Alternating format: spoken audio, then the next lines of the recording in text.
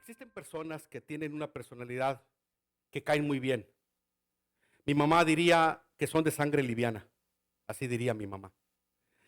Son personas que no es difícil conseguir su amistad, son buenas gentes. Cuando encontramos a estas personas en la vida, parece que hemos encontrado a un amigo, pero al adentrarnos más en la relación con ellos, nos damos cuenta de que son informales, que no son consistentes. Por ejemplo, quedamos de vernos en un lugar a una hora y llegan una hora tarde en el mejor de los casos, o simplemente no van. Pero eso lo hacen con frecuencia y no lo ven como informalidad, lo ven como algo normal. No se sienten mal por ello. Parece que aparentemente contamos con ellos para todo y en la realidad no sucede así. A veces quedaron de ayudarnos formalmente, pero no sucedió porque les salió otro compromiso. Nos dejan, como dice el dicho, vestidos y alborotados. Y empezamos a disolucionarnos. No sé si el sonido está bien, hermanos. Porque mi preocupación es que se escuche la transmisión. Entonces, decimos, hermanos, que nos desilusionan. Y empezamos a dudar de su amistad, de su lealtad, que a lo mejor no la tenemos. Pero lo que no tenemos es su formalidad, su seriedad, porque no son formales. Son fáciles personas de echarse compromisos y fáciles para no cumplirlos. No son malos, son personas agradables, de hecho, su temperamento es sanguíneo usualmente, pero son muy inestables. Y su asunto de su informalidad no es algo personal contra nosotros, así son. Yo recuerdo a Humberto, un joven ya casado en la iglesia donde yo me crié en Monterrey, estoy hablando de hace 40 años. Yo recuerdo que él solía faltar 2, 3 meses seguidos. Se presentaba un domingo y empezaba a regañarnos, se paraba al frente de las acciones de gracias y empezaba a regañarnos que hay que ser fieles, que no hay que faltar, que esos cristianos que... Y 2, 3 domingos le duraba el gusto y luego después otros 2, 3 meses se iba, mano. Pero él lo miraba normal, o sea, él sin ninguna pena llegaba y nos regañaba a los que estábamos ahí casi cada domingo. Dijo un predicador que tienen arrancada de caballo y frenada de burro. Estos son personas inconsistentes. Todos pudieran contar tal vez, hermanos, una historia sobre personalidades similares que les ha tocado vivir y les ha hecho la vida difícil. Por ejemplo, tu hijo, un rebelde, difícil de criar, dirigir, aconsejarlo. Por fin un día se convierte a Cristo y te da mucha alegría, porque lo ves bautizarse y lo ves que está con mucho empeño en la iglesia, echándole ganas a la iglesia cristiana. De pronto se hace novio de una chica cristiana, asisten a la iglesia regularmente, participan regularmente y de repente te da la noticia que su novia está embarazada, no se han casado y te sientes decepcionado otra vez. Tu papá te promete ir a ver tu partido de pelota el sábado sin falta. Y tú tienes muchas ganas que tu papá vaya porque no ha ido a ningún juego. Y luego llega el viernes por la noche y eh, te habla por la noche diciéndote que lamenta que no va a poder ir porque le surgió trabajo que tiene que hacer y no puede decir que no. O peor tantito, estuviste esperándolo, no llegó antes del partido, entraste al partido, volteas hacia afuera, donde está tu papá y tu papá nunca llegó ni te avisó siquiera. Alguien de confianza tuya te dice, recomiéndame a alguien que quiero, un trabajador. Y tú recomiendas a una persona que hace algún año estaba con el problema del alcohol, pero ya lo dejó, parece que está sobrio, estaba teniendo por trabajo, es un amigo, hermano en Cristo que le quieres dar la mano y le dices a tu otro amigo, mira, conozco uno, es así, sincero, simpático, y comienza a trabajar, pero a los 6 meses otra vez cae en la tomada. Empieza a llegar tarde, empieza a faltar y el patrón de él viene y te reclama. ¿Por qué le recomiendas gente así? Invitas a alguien a la iglesia de tu trabajo para que venga. Entre semanas se dio la plática muy muy cercana, de que tiene problemas en la vida, que necesita a Dios, que no hay a la puerta. Y es una plática que te emocionó porque hubo lágrimas. Esta persona expresó su necesidad de seguir a Dios. Es más, en su conversación te dijo: el domingo voy a ir a tu iglesia, y no solamente voy a ir a tu iglesia, voy a aceptar a Cristo porque creo que es lo mejor. Y quedó formalmente de venir y traer a su familia. Y hasta te dijo: mándame la ubicación por WhatsApp.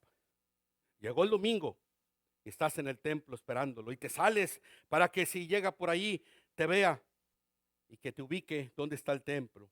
Pero esa familia nunca apareció. Al día siguiente lo ves en el trabajo y no te dice nada, te ve y te saluda como si nada.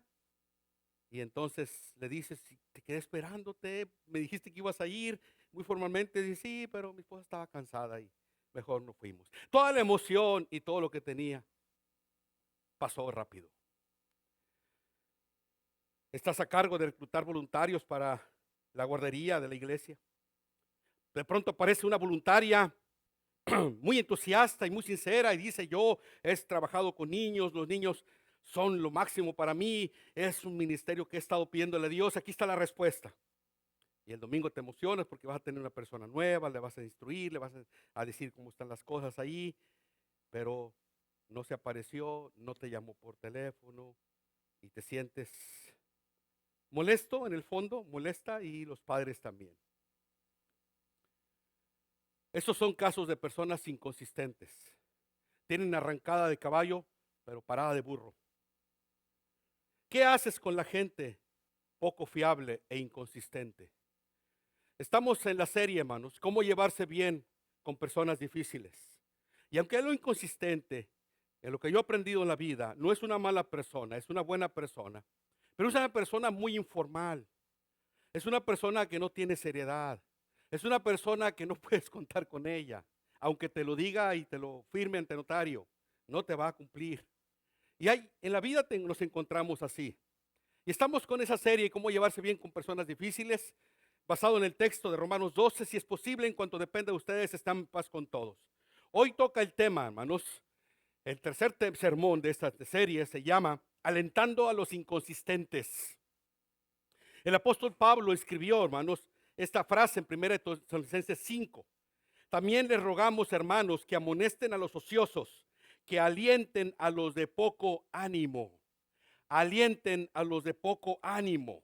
Una persona inconsistente, una persona informal, tiene sus periodos de poco ánimo, sí los tiene. Por eso la confusión que nos causan.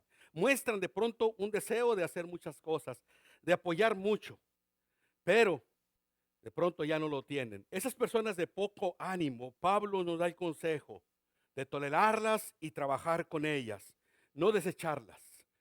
Recuerden que en esta serie de sermones, hermanos, estoy tratando el tema de cómo Jesús trató con estas gentes. El modelo es Jesús. Y Jesús trató a los críticos de su época, que fue el primer sermón. El segundo, Jesús trató a los hipócritas falsos de su época, que era un grupo considerable de fariseos. Y también Jesús trabajó con inconsistentes. La diferencia con los inconsistentes es que uno de ellos, muy notable, estaba en el grupo de los 12 apóstoles. ¿Quién era, hermano Juan de Dios, esa persona? ¿Quién? Simón Pedro era esa persona. Le di la respuesta al hermano con tiempo para que pensaran que sí se sabe la respuesta al hermano. No se asusten tampoco, ¿verdad? Entonces, hermanos, Jesucristo tuvo en su círculo a Simón Pedro, un ejemplo de un hombre con buenas intenciones, pero muy inestable. Tenemos varias escenas en la Biblia, voy a hablar nada más de una, pero por ejemplo, un día vio a Jesús caminar en el agua y le dice: yo quiero caminar, yo quiero caminar. Y Jesús dijo: ven, y empieza, y luego se empieza a hundir. En un minuto lo vemos caminando sobre el agua, y en el otro minuto lo vemos lleno de algas, lleno de dudas, porque se cayó en el agua de Galilea y se llenó de algas. En un momento, cuando preguntó Jesús quién es el Hijo del Hombre, él dijo: tú eres el Hijo de Dios viviente. Y Jesús dijo: te lo ha revelado mi Padre. Pedro, es una buena respuesta, pero un ratito más Jesús le dijo: Satanás, quítate a un lado de mí, le dijo al mismo Pedro, porque estaba siendo instrumento de Satanás. Cuando decía: no te van a crucificar, no te preocupes, te vamos a defender. Ese era Simón, hermanos, Pedro. Era tan leal, hermanos, que tenemos esta historia en la Biblia. El pasaje que tenemos es que Jesús le dijo, el Señor, Simón, Simón. Jesús le está hablando a Pedro, se llamaba Simón Pedro. Satanás me ha pedido para zarandearte como a trigo. Mira, le está dando una relación Jesús a Pedro. Satanás me ha pedido permiso para que lo deje atacarte en tu vida, como cuando Dios le dio permiso a Satanás de atacar a Job. Pero yo he rogado por ti, Jesús le dice a Pedro, que tu fe no falte y tú una vez vuelto confirma a tus hermanos. Yo le he pedido a Dios que no caigas. Mire la respuesta de Pedro, hermanos. Él le dijo, Simón Pedro, Señor, dispuesto estoy a ir contigo, no solo a la cárcel, sino también a la muerte. Ay, caray, hermanos. Esa gente como que nos inspira. Cuando yo llegué aquí hace 7 años, hermano, lo que se le ofrezca, estamos para servir. ¿Dónde están? ¿Dónde están? Puedo mencionar nombres y apellidos. ¿Dónde están? Sirven al hombre, no sirven a Dios. Y él le dijo, Pedro, te digo que el gallo no cantará hoy antes que tú niegues 3 veces que me conoces. Ay, Jesús le dice, Pedro, cálmate, Pedro, cálmate. Analiza bien las cosas. Y luego, hermanos, cuando vino un grupo de judíos a aprenderlo, esto está en el Evangelio de Juan, porque los otros evangelios registran, pero no dicen quién. Pero aquí Juan sí dice quién. Entonces Simón Pedro, que tenía una espada, la desenvainó. Llegó un grupo de romanos soldados a aprender a Jesús, a esposarlo, por decirlo así, y a llevárselo para la sentencia. Y Pedro, que tenía una espada, la desenvainó e hirió al siervo del sumo sacerdote y le cortó la oreja derecha. Hermanos, muchos dicen que no le tiró a la oreja porque no era torero, que le tiró aquí al cráneo para partirle el cráneo con la espada, pero que el soldado alcanzó a esquivarse y nada más le cortó la oreja. Pero vean Pedro, hermanos, un hombre valiente. Aparentemente Jesús le dijo, no, yo te voy a morir por ti, tú no digas que eso va a pasar, no te voy a dejar yo nunca. Y entonces, hermanos, Jesús entonces dijo, Pedro, mete tu espada en la vaina, la copa que el Padre me ha dado, no la debe beber, esto está escrito por Dios. Y luego más adelante, hermanos, estoy dando el episodio del que voy a basar mi mensaje. Y prendiéndole las autoridades romanas, judías y luego romanas, primero lo pescaron los judíos y luego lo mandaron con los romanos. 3 juicios le hicieron los judíos, 3 juicios le hicieron los romanos. De eso voy a hablar la otra semana cuando significa cómo tratar a los crueles. Va a ser un poco fuerte el mensaje. Jesús trabajó con gente cruel. Y prendiéndole, le llevaron y le condujeron a casa del sumo sacerdote y Pedro le seguía de lejos. Y habiendo ellos encendido fuego en medio del patio, se sentaron alrededor. Y Pedro se sentó también entre ellos. ¿Dónde estaban los demás? Los demás se habían ido, habían corrido, pero Pedro andaba cerca de la escena, cerca de seguir al Señor, pero manteniendo un perfil oculto. Pero una criada, al verle sentado al fuego, se fijó en él y dijo, también estaba con él. Pero él lo negó, diciendo, mujer, no lo conozco. Hermanos, que había dicho que nunca iba a negar a Jesús, está diciendo, no lo conozco. Un poco después, viéndole otro, dijo, tú también eres de ellos. Y Pedro dijo, hombre, no lo soy. Ah, caray. Luego dice el versículo 59, como una hora después, otro afirmaba diciendo, verdaderamente también estaba con él, porque es Galileo. Y Pedro dijo, hombre, no sé lo que dices. Y enseguida, mientras él todavía hablaba, el gallo cantó. Entonces, vuelto el Señor, miró a Pedro. Esa mirada, voy a hablar más adelante para interpretarla, esa mirada de Jesús, cuando Pedro niega por tercera vez, por profecía de Jesús, al maestro, y el gallo canta, Jesús voltea sus ojos a ver a Pedro. Él está siendo aprendido y llevado a otras autoridades, pero tiene tiempo para voltear, dice el texto, y mira a Pedro. Y dice el pasaje de Mateo, la nueva versión internacional, que lo miró fijamente a los ojos. Miró a Pedro y Pedro se acordó de la palabra del Señor que le había dicho, antes que el gallo cante me negarás 3 veces. Y Pedro, saliendo fuera, lloró amargamente. Simón puede ser nuestro discípulo favorito, hermano. Es grato leer los evangelios y leer de Pedro, hermanos, y sus ocurrencias y su sangre liviana que tenía ese hombre, hermanos. Y de querer buscar mucho en el servicio al Señor, hacerlo. Y lo apreciamos. Y lo apreciamos y nos identificamos porque fracasos de Él han sido fracasos nuestros también. Hemos fracasado como Pedro fracasó, hermanos. Pero no nos gusta tener a gente a nuestro alrededor, así como Simón Pedro, en nuestro equipo, en nuestra casa, en nuestra iglesia. No nos gusta tener a esos Pedros cerca de nosotros, hermanos, siendo francos. Porque prometen y no cumplen, porque en el mejor de los casos son inconsistentes, en el peor de los casos traen su propia agenda. Pero no voy a hablar de esa agenda.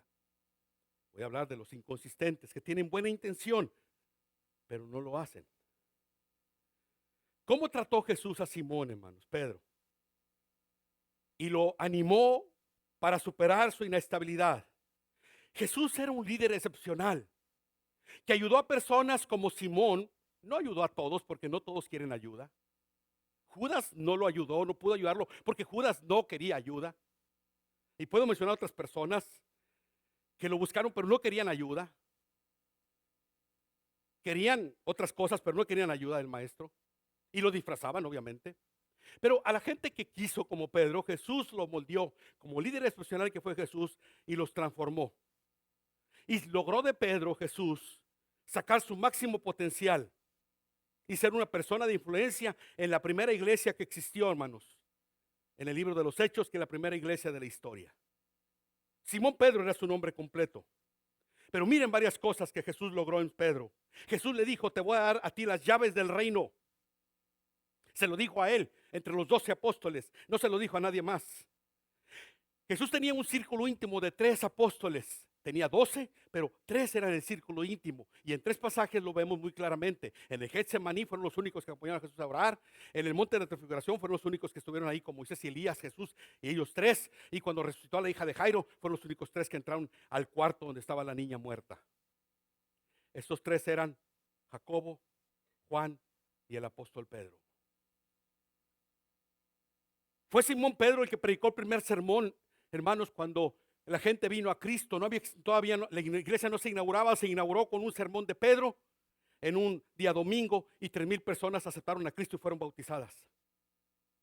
Fue Simón Pedro el que escribió 2 cartas en el Nuevo Testamento, que son cartas inspiradas por el Espíritu Santo, donde vemos a un hombre maduro, sabio, sobrio, lleno del Espíritu Santo, con consejo sabio.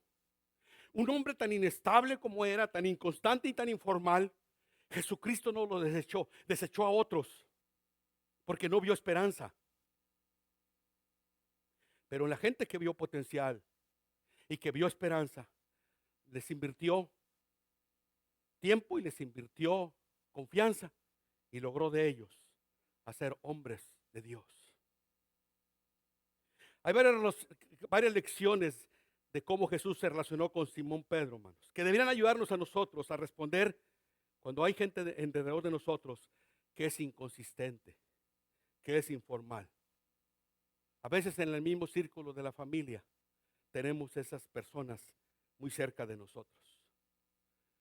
La primera cosa, hermanos, son 4 lecciones que voy a compartir. La primera lección es que sé perspicaz. Hay que distinguir entre hipocresía e incoherencia. Hipocresía e inconsistencia de lo que estoy hablando. Incoherencia e inconsistencia es lo mismo, informalidad. ¿Sí? Hace 2 semanas prediqué el sermón de cómo confrontar a los hipócritas o a los falsos. Usé Mateo 23. Y quedó claro, hermanos, o quise dejarlo claro por lo menos, quién era un hipócrita. Jesús los identificó y les habló con mucha fuerza. Les dijo, sepulcros blanqueados, guías ciegos, generación de víboras. Pero cuando Jesús trató con Pedro, no usó ese lenguaje tan difícil, hermanos.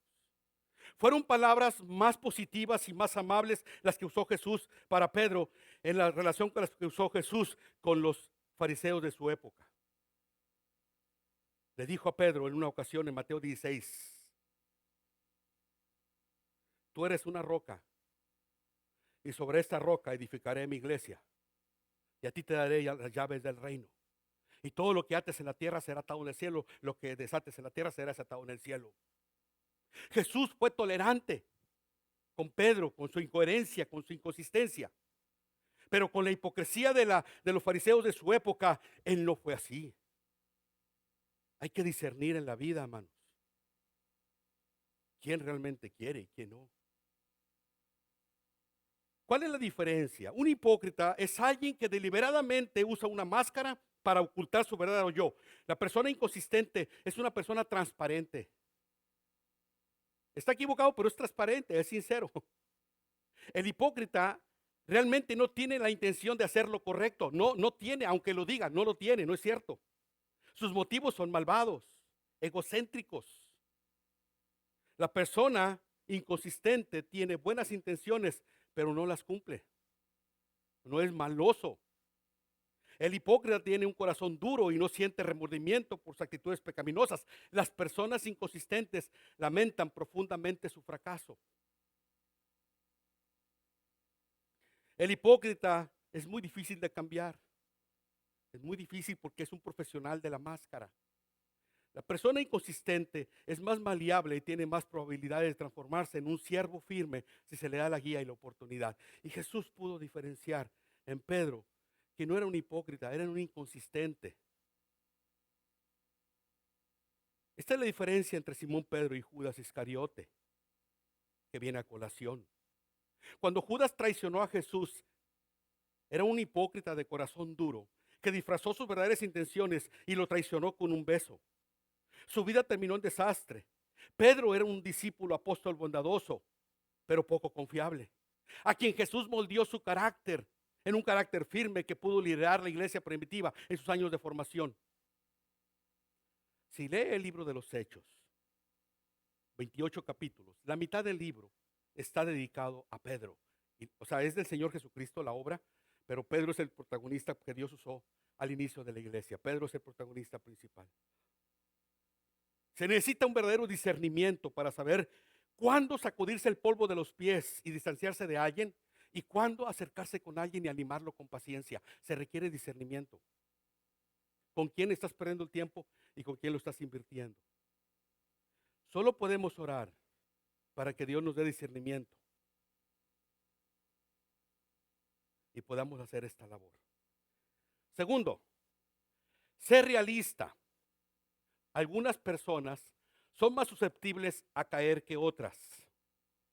El pasaje, hermanos, donde Jesús le advierte a Pedro, donde va a ser atacado severamente por Satanás, es Lucas 22, 31 y 32. Decirle a Pedro, imagínese de pronto Jesús le dice: Pedro, te voy a decir una cosa. A ver, maestros, háblame.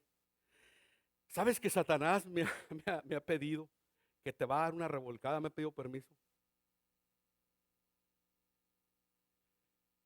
Hermanos, en la vida hay rachitas. Ya que se descompone el carro, agárrese, hermanos.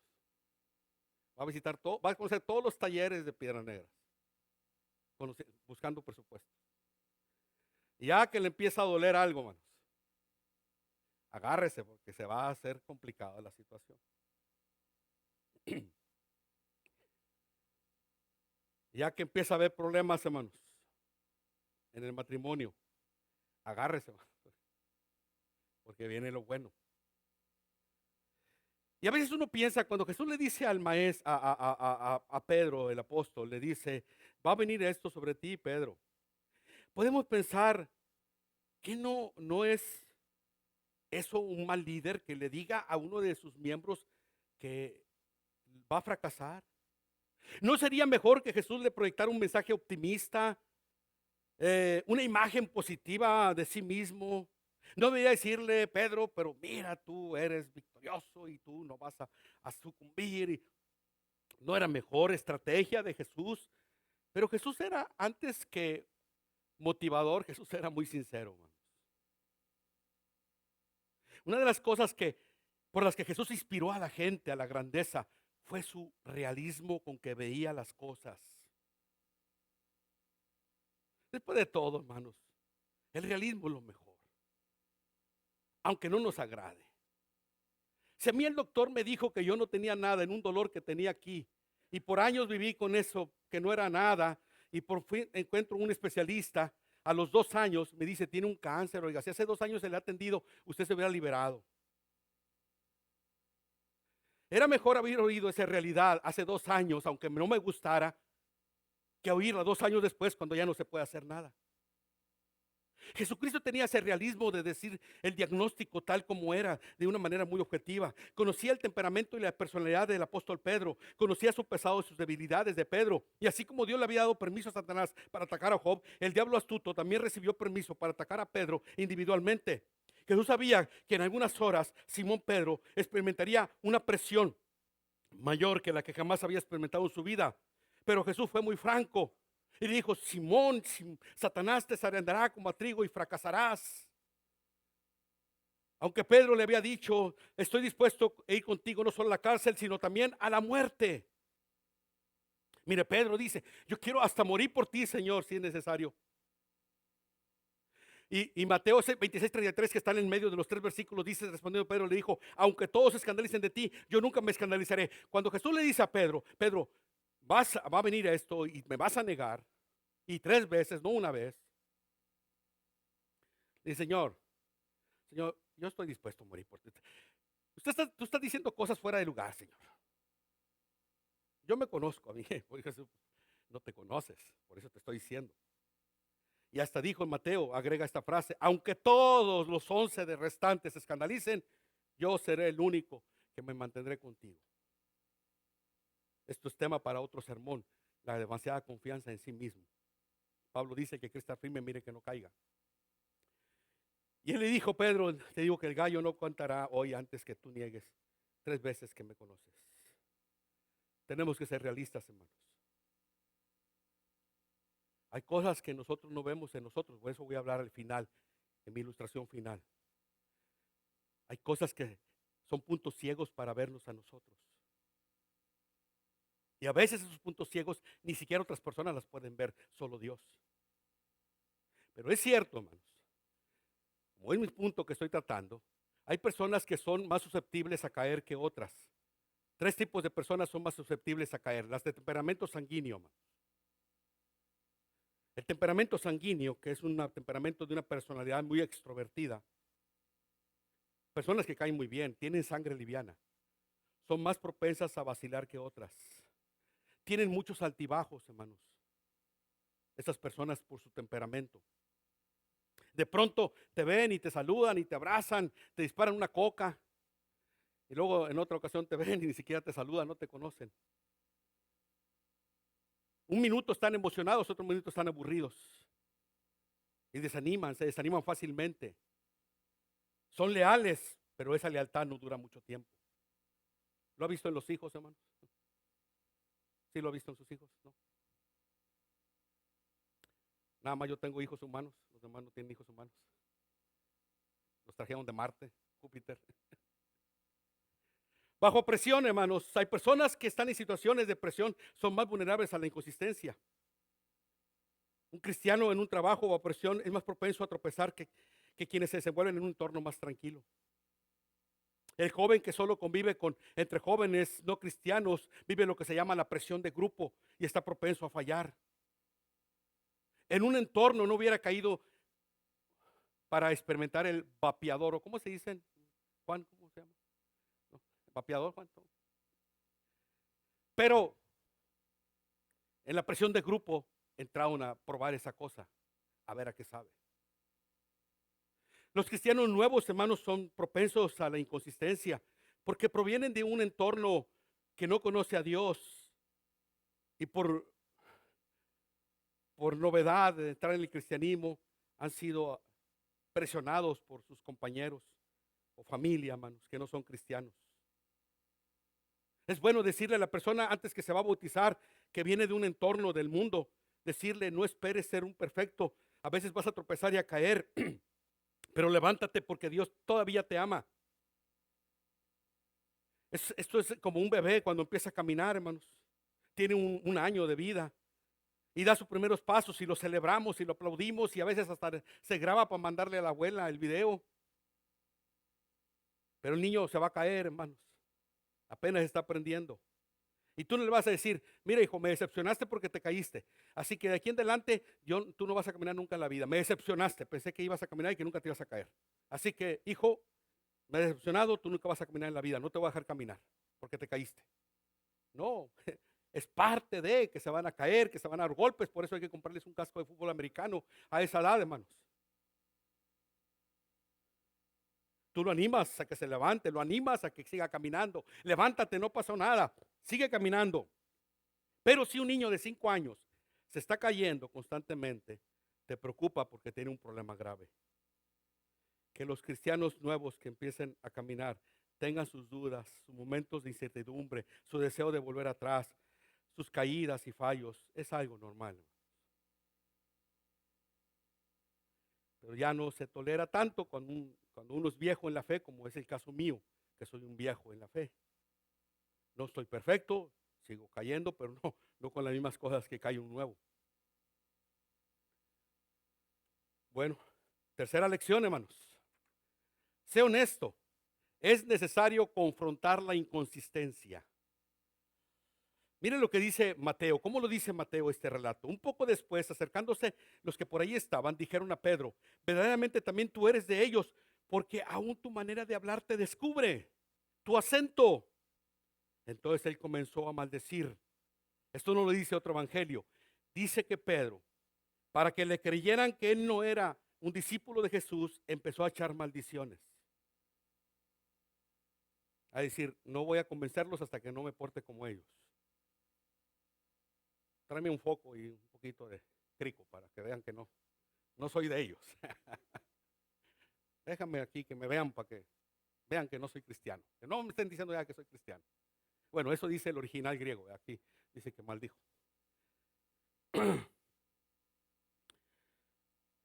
Porque dice, entonces él comenzó a maldecir y a jurar, no conozco al hombre, y enseguida cantó el gallo, no lo conozco, ya no me estén molestando, yo no tengo nada que ver con ese hombre. Inconsistente Pedro. Buen hombre, hermanos. Pedro era un buen hombre, pero muy inconsistente, muy informal, muy vulnerable. Me pregunto, hermanos, dice que cantó el gallo. ¿Será que de aquí en adelante cada vez, hermanos, que yo he escuchado, ¿cómo se llama? Alarmas, hermanos, que canta un gallo, hermanos. Creo que Pedro eliminó esa aplicación, ¿verdad? ¿No sería, hermanos, Pedro vivía en una comunidad rural, no sería que cada vez que cantaba un gallo, hermanos, le recordaba a Pedro ese incidente, hermanos, en el Getsemaní? Un gallo es un recuerdo en el hotel donde dejaste ser fiel a tu esposa. Y cada vez que pasas por ese hotel, recuerdas que le fuiste infiel a tu esposa. Un gallo es una película que te recuerda a aquel desengaño amoroso, que a ti te pasó lo que estás viendo en la televisión o en la película. Un gallo es un restaurante donde rompieron contigo. No lo sé, pero puede que haya un gallo, algo que te recuerde un fracaso en la vida. Hay personas que no pueden regresar a ciertos lugares donde pasaron su infancia, su juventud, porque todo les recuerda una mala experiencia. Les recuerda momentos tristes. Damas que recuerdan que cuando fueron niñas, fueron abusadas. Niños que vivieron y ahora que son adultos, una infancia que no fue infancia. Porque sus padres siempre les exigían que se portaran como un adulto y no los dejaban ser niños. Un estudiante que ya es un adulto, pero cómo recuerda ese evento en el salón de clases donde la maestra, por problemas que traía ella personales, lo ridiculizaba en el salón de clase y no ha podido olvidar esa experiencia amarga, y es un gallo que canta.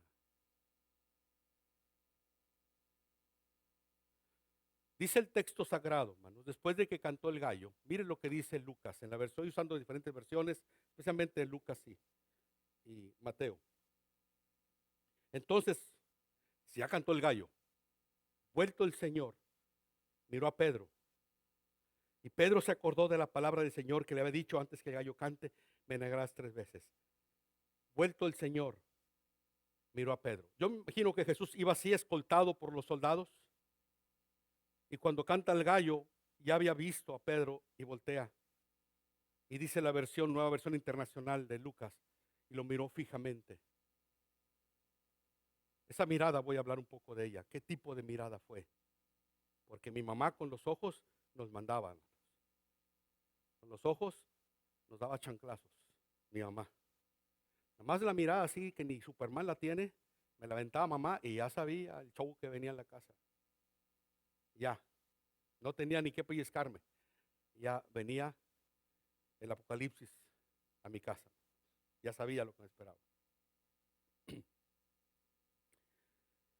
Entonces miró Pedro a Jesús. Piensen en esto, hermanos. El Señor se volvió, dice la nueva versión internacional, y miró directamente a Pedro. Este punto que estoy tratando, no lo olviden, es necesario, sea honesto, es necesario confrontar la inconsistencia. A veces alguien que amamos hace algo incorrecto y por alguna razón no queremos verlo. Hacemos lo contrario. Hay personas que dicen, no lo quiero ver. Ya me llegó la evidencia que anda con otra persona. No lo quiero ver. No quiero que se acerque. A veces por vergüenza, por pena ajena, no queremos ver a la persona que ha tenido, nos ha causado una desilusión. Llegó una nota de la maestra por el hermano mayor que el hermano menor va a ser expulsado de la escuela. Y el hermano menor no ha llegado todavía. Y algunos, no todos, algunos ya quieren enfrentarlo. Otros dicen, no quiero ni verlo, porque no me voy a controlar. Una vez visitamos en Morelia, Michoacán, hermanos. Mi esposa y yo visitamos el Museo del Dulce, ahí en Morelia, Michoacán. El guía que estaba dando la explicación del Museo de Dulce, y hacen dulces y nos regalan allí. El guía estaba diciendo que ese lugar había sido un convento anteriormente de monjas en Morelia, Michoacán, en la calle principal. Bonito Morelia. Y nos estaba diciendo el guía, y algo que me llamó la atención, es que en ese monasterio era un convento, había monjas, ¿verdad? La señorita que entraba jamás salía de ahí y jamás podía recibir visitas de nadie. Jamás, nunca. Y la única comunicación en aquella época, siglo pasado, antepasado, la única comunicación era escribir cartas, que no era WhatsApp ni nada, una carta con papel y lápiz. Era la única comunicación. Nadie podían recibir. Servían en la vida devocional del convento, servían a los que estaban internados allí, seminaristas, sacerdotes, hacían su trabajo religioso, etcétera.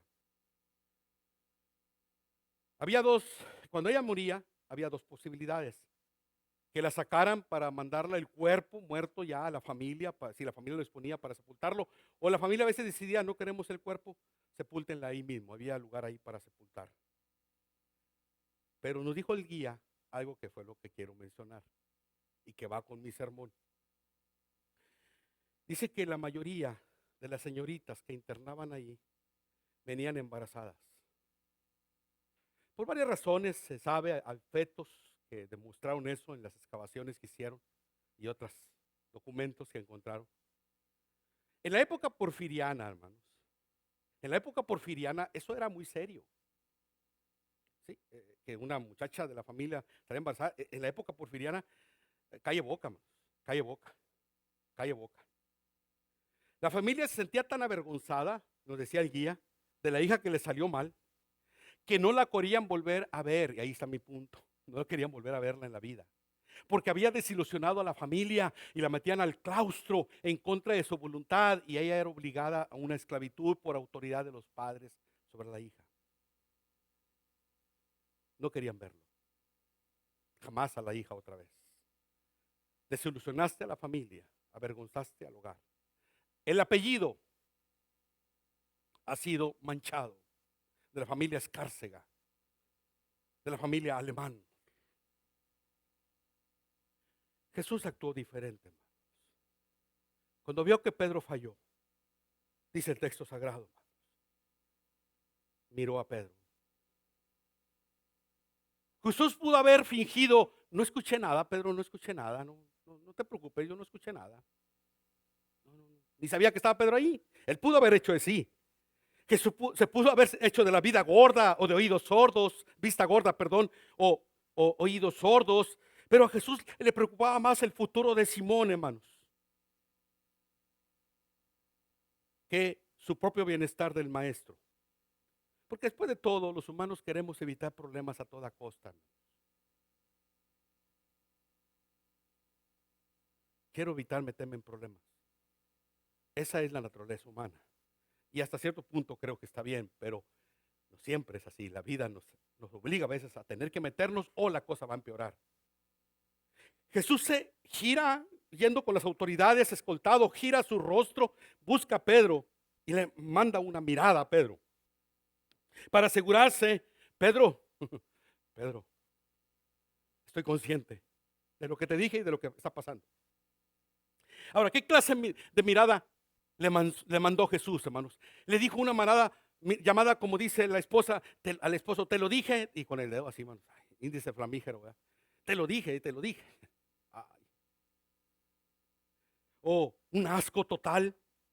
O esa mirada de Jesús fue como sacudir la cabeza y decir, caray, ni tú, Pedro, que me prometiste lealtad, te quedaste conmigo, me dejaste hasta tú solo, Pedro. ¿Qué tipo de mirada le mandó Jesús? Rabia, era una mirada de furia rabiosa. O Jesús apretó los puños, quisiera darte unos puñetazos, Pedro. O profunda decepción. Yo creo en lo siguiente, hermanos. Creo que la mirada de Jesús fue una mirada de comprensión y de compasión. Jesús predijo lo que iba a pasar y sucedió.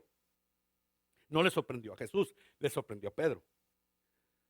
Jesús había estado, hermanos, bajo la mano aventadora del maligno. Cuando fue bautizado, fue al desierto y dice que el diablo lo tentó.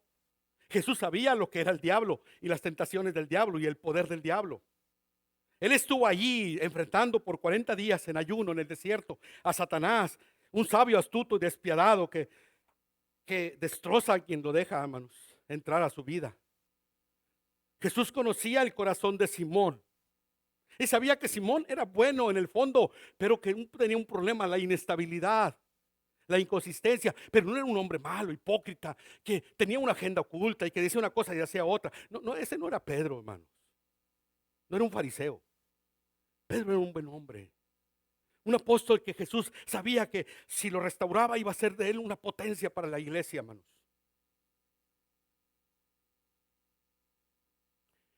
La lección aquí es que la persona inconsistente, hermanos, necesita ser confrontada con su fracaso, no justificarlo, no mirar a otro lado, no fingiendo que no lo vi.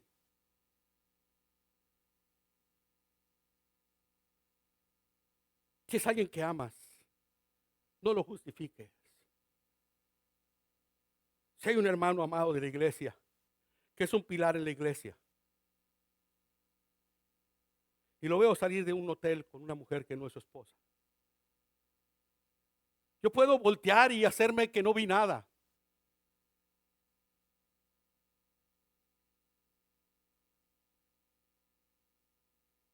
Pero Jesús manda una mirada de compasión y de comprensión. Quiere que ayudemos a transformar vidas de personas que Cristo murió por ellas y que tienen potencial de servir al Señor. Quiere que los débiles se fortalezcan. Quiere que los ignorantes aprendan. Quiere que los inestables sean una roca. Que Pedro dijo, tú eres una roca, Pedro.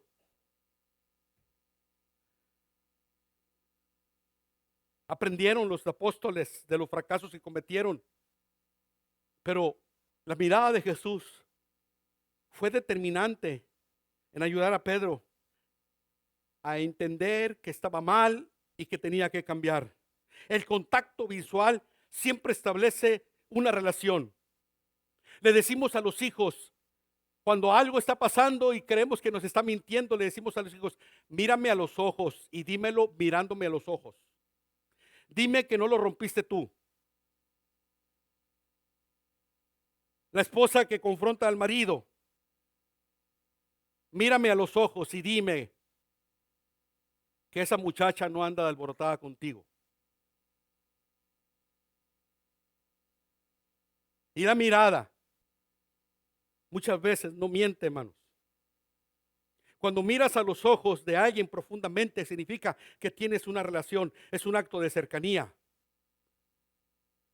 Observe cuando los que cruzan el puente internacional, ocasionalmente o con cierta frecuencia, los oficiales de migración le miran los ojos fijamente y le lanzan la mirada. Y si usted pierde la mirada, baila los ojos, ellos pueden determinar que por ahí puede haber algo ilícito. Mira fijamente a alguien a los ojos y vas a poder ver su alma. Y él o ella también va a ver la tuya. Es un acto de intimidad. Miras al enamorado o a la enamorada a los ojos y es un acto de cercanía. No necesitas hablar demasiado. Eso es lo que Jesús hace con Pedro. Los ojos hablan, hermanos. Los ojos nos dicen que una persona está triste, que una persona está enojada, que una persona necesita ayuda. El Señor le dice, te estoy mirando, Pedro, pero no es aquel, te estoy mirando para juzgarte. Le está diciendo, te estoy mirando que estás fracasando. Y le está diciendo, te amo tanto. Cuando eres fuerte como cuando eres débil, te amo igual, Pedro. Te amo igual. Te amé cuando fuiste bueno. Te amo ahorita que eres débil. Te amo cuando te sientes puro. Te amo cuando te sientes inmundo. Y esta es la lección final, hermanos. Animar. ¿Qué hacer con los inconsistentes? Animarlos, hermanos. En mi ministerio yo me he encontrado mucha gente inconsistente. No son malos. Son buenas gentes. Bien intencionados, simpáticos, agradables. Su problema es la inconsistencia, no es la hipocresía, no, que eso es algo peligroso. Esto se llama inconsistencia. Los inconstantes a menudo necesitan aliento, hermanos. Otra vez el Señor dice que lo miró fijamente, miró directamente a Pedro. Ya lo puse este texto. Hay una historia en Juan 21, hermanos, que no la escribí porque era un poco larga y me iba a alargar en el sermón. En Juan 21, Jesús aparece en el mar de Tiberias de Galilea. Se apareció y dijo que volvería. Los apóstoles nerviosos van a pescar ese día. Y pasaron toda la noche intentando con las redes pescando. No pescaron nada. Gente profesional de la pesca. De pronto aparece, hermanos, una figura desconocida en la oscuridad y les hace una pregunta. ¿Han pescado algo? Juan 21 está esa historia, si la quiere llevar de tarea y la lee después en su casa. Cuando uno intenta pescar toda la noche y no ha pescado nada, no es una pregunta que uno quiere escuchar. Cuando has buscado trabajo por un mes, has metido solicitudes, has tocado puertas, has visto contactos y no te hablan, no quieres que te pregunten, ¿ya conseguiste trabajo? Pedro le dice a Jesús, a esa figura desconocida, no hemos pescado nada. Pedro era franco. Y ese desconocido, que es Jesús, le dice, echen la red al otro lado de la barca. La aventaron y ¿sabe qué? Dice el texto de Juan 21 que contó los pescados, hermanos. ¿Cómo no? Una cosecha tan grande se van a contar los pescaditos. Contó 153 peces. Y Pedro dijo, tiene que ser el Señor. Ese es Jesús. Acuérdense que Pedro, la última escena con Jesús, hermanos, es que lo negó 3 veces. Y está la barca allá en el mar de Galilea, Tiberias, le llama Juan 21 lo llama Tiberias. Está ahí a la distancia de la orilla. Y Pedro, hermanos, aventándola, no quiero pescados yo. Se aventó al agua, dice el texto de Juan 21, y se fue nadando, lleno de optimismo. Dijo, si el maestro vino a verme, es que no estoy condenado. Es que no me rechazó. Y llegó y Jesús había preparado, dice el texto, un pez, hermanos. Lo había puesto al mojo de ajo. Y llegó Pedro y Jesús le convidó el pez que había hecho. Y una vez que comieron, tiene un diálogo de Jesús con Pedro. Le dice, Pedro, ¿me amas, Pedro? Dice, sí, Señor, te amo. Segunda vez dice, Pedro, ¿me amas, Pedro? Pedro dice, sí, Señor, te amo. Tercera vez, Pedro, ¿me amas? Y dice que se puso triste Pedro y dijo, Señor, tú sabes que te amo. Pero Jesús usaba la palabra más sublime para amor y Pedro le contestaba con una palabra de menor intensidad de amor. Pedro había aprendido la lección, ya no voy a ser tan hablador. Sí te amo, pero te puedo fallar. Pero qué precioso ese tema, hermano. Jesús le dijo, entonces te encargo a mis corderos, te encargo a mis ovejas, tú vas a ser pastor. Y en 1 Pedro 5 él da un consejo a los pastores magnífico, hermano. No se enseñoreen de la grey, sírvanla. No, no sirvan por intereses materiales, háganlo con corazón solícito. Da una serie de consejos Pedro de un hombre transformado, de un inconsistente que Jesús transformó y le dio la oportunidad, hermanos. Jesús le dio a Pedro una nueva oportunidad, hermanos. ¿Por qué esto pasa, hermanos? Cuando alguien te busca a pesar del fracaso que has cometido y te invita a comer un pescado, ese alguien te ama.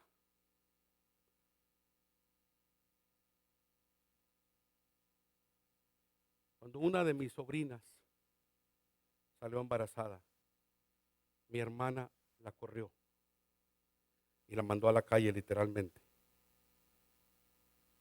Se enojó mi hermana, la corrió sin misericordia, fue cruel con ella. Mi sobrina, una adolescente inexperta, no justifico su mala acción, no estoy diciendo que eso está bien, pero en esa ira, en esa molestia, al fin, hermanos, los abuelos, me da pena los que no son abuelos y están aquí, hermanos, de veras. Si alguien me hubiera dicho a mí con tiempo, yo hubiera sido abuelo antes que papá, pero nadie me dio ese consejo.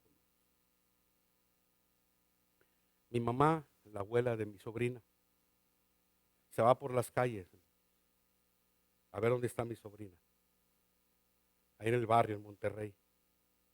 Y cuando la encuentra, la trae, la recibe en casa y la trata como una hija. Cuando has causado una desilusión y alguien te invita a un pescado, ese alguien te ama y no tiene nada contra ti. Te sigue amando.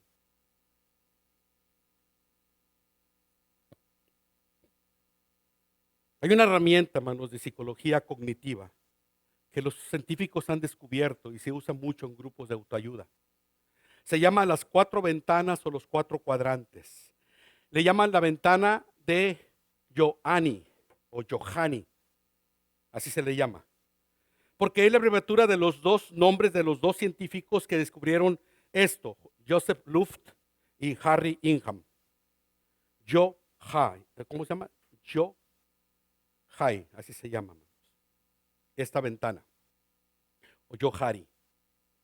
Son 4 cuadrantes, dice este estudio, que revelan la personalidad humana, la forma en que tenemos para enfrentar la vida, la forma en que tenemos para pensar, para emprender, para soñar, para atravesar las crisis. La ventana de Johari. Voy a explicar brevemente esto, hermanos, muy rápidamente. En primer lugar, el primer panel es el cuadrante público. Es aquella parte de la vida de cada ser humano que todos sabemos que existen. Yo, que la aporto, y las personas que me ven, conocen una parte pública de mí. Es lo que se ve, es lo que no podemos ocultar. Es cuando decimos, fulano tiene tal carácter, se viste de esta manera, suele sonreír o tiene muy mala cara, es de mal genio. Hay cosas que no se pueden ocultar, son públicas. Las vemos nosotros, las ven los demás, estamos conscientes nosotros, los demás las ven con mucha, es como una vitrina que se puede ver. Todos las tenemos, hermanos. Muchas personas gastan demasiada energía en trabajar para la mirada de los demás y le buscan mucho la imagen, buscan mucho su imagen, se enferman con eso. Entonces, hermanos, es la parte donde alguien dice, es buena persona, es mala persona, es muy sonriente, es muy huraño, es muy egoísta, es muy tacaño, es muy generoso, es muy buena onda. Llega a la iglesia y pelea su lugar, no le gusta que se siente nadie más allí. Es algo público que todos sabemos. El segundo cuadrante, hermanos, que hablaban estos hombres de la personalidad de uno, es el oculto, el secreto. Hay cosas, hermanos, que solamente yo sé de mí mismo, pero que los demás desconocen. Es la parte secreta que todos tenemos. No todo el mundo tiene acceso a esa información. Hay cosas que son mías nada más. Yo tengo secretos de familia como cualquiera. Es esa parte que no se ve, oculta. Los demás no sabían. Es cuando nadie te está observando. Es el lugar donde están los sueños escondidos que nunca has expresado, las debilidades, los pecados ocultos que nunca has confesado, los hábitos que nunca has enfrentado. No son cosas que andamos por la vida contándole a la gente. Es el cuadrante secreto que todos tenemos. Es lo que sabe de ti mismo, pero los demás lo ignoran. Tercer cuadrante, hermanos. Está formado por aquellas cosas que los demás saben de ti, pero que tú no sabes y estás consciente de ello. Son cosas que los demás ven, pero tú no quieres ver. Estás ciego para verte a ti mismo. Cuando decimos, pero qué conchudo, que no se da cuenta que es insoportable. Yo sé que aquí no hay gente así, hermano, pues está hablando de la colonia Hidalgo, ahí sí hay hermanos así. Qué sangre pesada tiene ese fulano y ni siquiera quiere reconocerlo. Bueno, no lo ven ellos, así son, pero no lo ven ellos. Ellos no se ven así. Todos se dan cuenta, menos ellos. Es como el olor de pie. El olor de pie yo no lo huelo, pero otros sí lo huelen. Pero mi olor de pie yo no lo huelo. No sé por qué.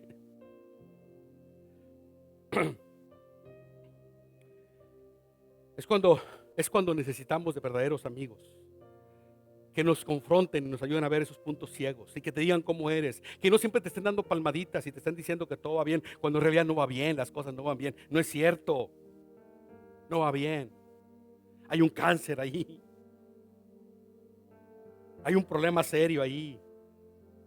Pero muchas veces la gente no autoriza a nadie a hablar y si empiezas a hablar, termina la amistad. No quiero volver a verte, cállate y retírate. No quiero escuchar eso. Pero aquí viene lo otro, hermanos, y esto es lo importante, perdón. Es el cuadrante desconocido. Es aquel que ni tú te das cuenta que tienes, ni la demás gente se da cuenta que lo tienes. El único que puede ver ese cuadrante es el Señor. Es un área donde estás ocultas las capacidades, las habilidades escondidas. Es una ventana que se encuentran los sentimientos reprimidos. Cosas que nos pasaron cuando éramos niños que no nos acordamos porque la mente tiene un sistema de erradicar, de borrar, de bloquear, de desfragmentar. Hay gente, hermanos, que a los 4 años tuvo una experiencia muy desagradable y su cerebro le bloqueó y no se pueden acordar.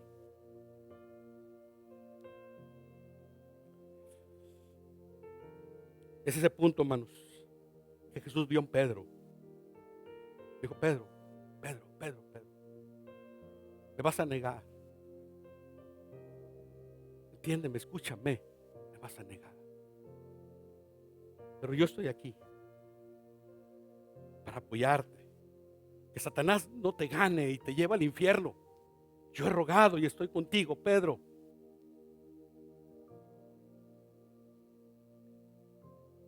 El círculo de hermanos en Cristo, el círculo de las células, nos puede mucho ayudar en esto.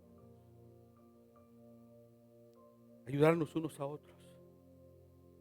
Decirles, ora por mi vida. La vida no me está tratando bien. Ora por este problema que tengo. No sé qué está pasando. He cavado arqueológicamente en mi interior y no me gusta ver lo que encuentro allí. Tengo sentimientos de culpa. Tengo sentimientos sucios. Y yo quiero ayuda.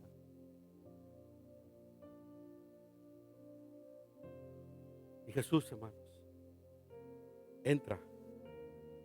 Y por eso dice el texto, el Señor se volvió y miró directamente a Pedro. Si quieres causar un impacto en alguien, ámalo cuando menos se lo espere y cuando menos se lo merezca. La mirada de Jesús, hermanos, no es una mirada de, te lo dije, traidor. Yo te lo anuncié que sí iba a pasar. Le estaba diciendo con su mirada, tranquilo, Pedro, tranquilo, ya te perdoné. Te dije que iba a pasar y pasó, pero tranquilo, te perdoné este problema y te voy a perdonar lo que viene adelante también. Esa mirada de Jesús es una mirada de compasión. Alguien dijo muy sabiamente, ofrécele misericordia, no lo tengo ya, a alguien que no se lo merece y eso lo va a impactar para siempre. Tenemos hijos, hermanos, tenemos nietos, algunos de nosotros, y queremos y deseamos lo mejor para ellos, sin lugar a duda, que se vayan por un buen camino, que nos hagan sentir orgullosos de haberlos criado y producido buenos resultados en la crianza. Nos gusta que vayan a la escuela, que tengan estudios, que salgan adelante en la vida, que se porten bien, que se alejen de la maldad. Claro que sí, hermano. Nuestros hijos, nuestros nietos queremos que estén en ese orden, hermanos. Pero voy a decir algo que no quiero que me lo tomen mal. No quiero ser negativo ni ave de mal agüero. No quiero ser así. Pero quiero ser realista. Hay la posibilidad de que nos fallen nuestros hijos, nuestros nietos amados, que fracasen en la vida. Sí, sí hay la posibilidad. No lo deseamos, claro que no, pero hay esa posibilidad. Sí hay esa posibilidad que un hijo, una hija, una nieta salga embarazada, que un hijo se envicie con droga, que un nieto caiga en prisión por su mala cabeza. Sí puede pasar eso, hermano. Sí. No lo deseamos, no, pero sí puede pasar. Entonces, tenemos que mirarlos como Jesús miró a Pedro. Con ojos, no de condena y rechazo por la desilusión, sino mirarlos con ojos de ofrecerles misericordia para impactar en su vida, para ayudarlos aún en esa crisis que han caído. Tenemos que darles una mirada, hijo, nieto, aún así yo te amo, aún así te amo. Mi amor no depende que seas perfecto o que nunca falles. Es el amor de una madre que dio a luz a su hijo, a su hija. Una madre va a amar a su hijo, a su hija hasta que muera. Sea como sea su hijo o su hija, si tiene un amor de madre natural, no desnaturalizado. El Señor nos dice, te estoy mirando. Te estoy mirando cuando fracasas. Y te amo cuando eres fuerte o cuando eres débil. Te amo cuando te sientes puro o cuando te sientes inmundo. No te sientas culpable. Te amo. Ya te perdoné. La gracia amplía nuestros sueños. La culpabilidad la encoge. y quiere llevarte de nuevo a la barca de pescar otra vez. Yo no sé qué error has cometido, o qué pecado has fallado, o qué errores has grabado en tu corteza cerebral. Pero Dios no renunció a amarte y ayudarte. Nunca Dios ha renunciado. Hay gente que se desanima. Ya le hice mucho la lucha y no cambia. Pero Dios no renuncia a decir: aquí estoy para ayudarte, te amo y te quiero ayudar. Dios no se cansa de decir eso. Nuestra naturaleza está a mirar en otro lado. Ya le hice mucho la lucha a esta persona y no entiende, me voy mejor con otra persona a querer ayudarlo. No hemos entendido, hermanos, cuánto te ama Dios. Porque si entendieras cuánto te ama Dios, no podrías evitar amarlo. Cuando lo entiendes y lo sientes, has escuchado que Dios te ama toda tu vida. Cuando entiendes que Dios te ama incondicionalmente, entonces vas a cambiar tu perspectiva de Dios y vas a amar a Dios verdaderamente. Dios te ama cuando no lo sientes. Dios te ama cuando no te sientes digno. Dios te ama cuando estás fuerte. Dios te ama cuando eres débil. Porque el amor de Dios no se basa en quién eres tú, se basa en quién es Él. Con amor eterno, dice el profeta, te he amado. No se basa en lo que tú te haces, se basa en lo que Cristo hizo en la cruz del Calvario, con los brazos extendidos, dando su vida y su sangre por nosotros. No has entendido el amor de Dios si crees que su mirada es de condena. No has entendido el amor de Dios. No entiendes a Dios. No estoy fomentando el pecado y la mala vida. Estoy diciendo, Dios te ama a pesar de, y quiere que cambies. Cristo te ama. No va a cambiar esto nunca. Porque su amor no se basa en ninguna condición, se basa en Dios. Cuando lo entiendas, serás libre. Termino. ¿Alguien quiere aceptar a Cristo? Levante su mano. Alguien que no sea cristiano quiere entregar su vida a Cristo y aceptar ese amor, esa mirada de Jesús que te dice: te amo a pesar de que me fallaste, te sigo amando y te quiero cambiar. ¿Alguien quiere aceptar a Cristo? Levante su mano. Vamos a orar, los invitamos al bautismo, manos, al salir aquí afuera. Gracias, Señor.